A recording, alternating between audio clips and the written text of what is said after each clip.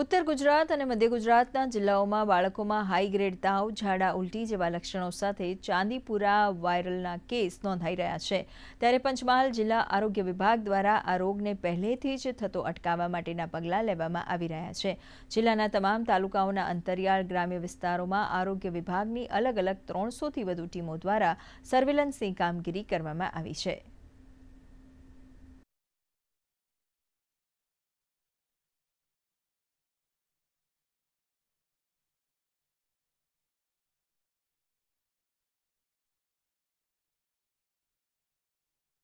Chandipuram virus vector Born disease છે અને sanitary નામના વેક્ટરથી થાય છે.